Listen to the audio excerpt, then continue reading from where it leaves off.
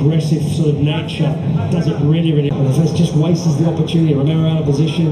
Neat and tidy as always. Doesn't need a lot of room, does he? চলায় আমাদের আজকে যে techno এখানে আসা সেই জায়গাটা আমাদের মিডিয়া ভাইদের অনেক বড় একটা কন্ট্রিবিউশন আছে। সেজন্য আমি সবাইকে each and everyone techno family থেকে আমি ধন্যবাদ জানাই, আন্তরিকভাবে ধন্যবাদ জানাই টেকনোর সাথে থাকার জন্য।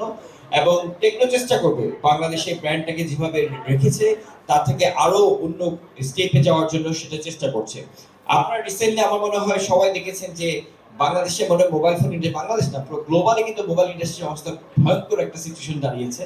আমার প্রায় 24 বছরের ব্যবসার এক্সপিরিয়েন্স, 24 বছর বিজনেসে আমার মনে হয় না আমরা কখনো এত বড় ক্রাইসিস মোবাইল ফোন ইন্ডাস্ট্রিতে দেখেছি। যে দামের যে বাড়াটা এবং সেই বাড়াটা কিন্তু এভরিডে বাড়ছে, এভরিডে। প্রতি সপ্তাহে সর্বোচ্চবার বিকাশ পেমেন্টে 50 জন হবেন পেমেন্ট চ্যাম্পিয়ন। জিতে নিন টিভি সহ আকর্ষণীয় সব প্রাইজ এভরি কোয়ার্টার। এবং আমার কাছে যে রিপোর্ট আছে সেই জায়গাটা আমি দেখছি যে ডিসেম্বর পর্যন্ত কিন্তু প্রাইস অনেক বেড়ে যাবে। কতটা বেড়েছে আপনারা দেখেছেন যে যেখানে 464 আমরা হয়তো ভালো ব্র্যান্ড যারা ছিল তারা 10,000 টাকা বা 11,000 টাকার মধ্যে বিক্রি করতো, সেটা অলরেডি 15,000 টাকা হয়ে গেছে। এবং আমার কাছে প্রাইসিং এর যে ফোরকাস্ট সেই ফোরকাস্ট দেখছি যে আমরা প্রায় 20,000 গিয়ে দাঁড়াবে 464। সো আপনি দেখেন, চিন্তা করে দেখেন, যেখানে বাংলাদেশের কাস্টমার একটা জিওয়ার না কিন্তু বিগেস্ট সবচেয়ে বড় কাস্টমার ছিল 15,000 টাকার নিচে।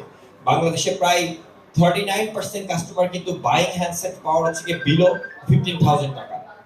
সেই জায়গাটা দেখা যাচ্ছে যে 15,000 টাকা জায়গায় যে প্রাইস সেগমেন্ট সেটা গো অফ করে কিন্তু অলমোস্ট লাইক 15 থেকে 20,000 টাকা চলে যাচ্ছে।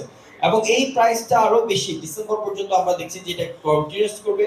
এবং আমার কাছে যে রিপোর্ট আছে আমরা দেখছি যে 2028 সাল পর্যন্ত এখন পর্যন্ত কোনো ক্লিয়ার স্পেসিফিকেশন নাই যে সাপ্লাই ডিমান্ডটা কবে ঠিক হবে। টেকনো থেকে আমরা যেটা চেষ্টা করছি যে কিভাবে এই প্রাইসটাকে আসলে কাস্টমারের কাছে গ্রহণযোগ্য করা যায়। আপনারা দেখেছেন যে রিসেন্টলি আমাদের কেমন একটা সিরিজ আছে, যে কেমন সিরিজটা খুবই জনপ্রিয় একটা সিরিজ। আমরা দেখেছি যে কাস্টমারদের বাইং পাওয়ার, যে জায়গাটা আমরা কাস্টমার 30,000 টাকা নিচে সেট বিক্রি করতাম সেই সেটটা এখন প্রায় 50,000 টাকা হয়ে গেছে। সো সেই জায়গাটা আমরা চেষ্টা করছি যে কিভাবে কাস্টমারকে এই জায়গাটা আমাদের সুবিধা দেওয়া যায়। সেই জায়গা থেকে টেকনো রিসেন্টলি কিন্তু আমাদের কেমন সিরিজের উপরে যেখানে পুরো গ্লোবালি প্রাইস বাড়ছে, আমরাই বাংলাদেশে প্রথম যে প্রাইস কমিয়েছি মানে ডিসকাউন্ট দিচ্ছি কাস্টমারদেরকে। কারণ এই কারণে দিচ্ছি যে আমরা দেখেছি যে কাস্টমার তো সে বাই করতে পারছে না, যে কারণ যে হ্যান্ডসেটটা সে এক্সপেক্ট করছিল যে সে বাই করবে সেই জায়গাটা হ্যান্ডসেট বাই করতে পারছে না।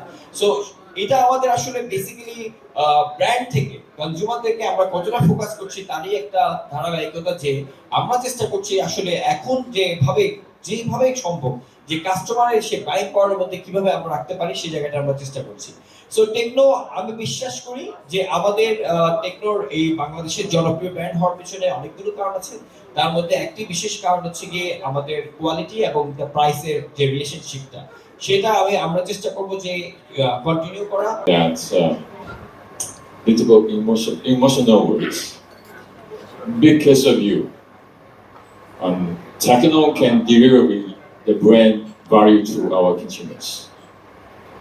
Because of you, our consumers can receive the very positive product value. And because of you,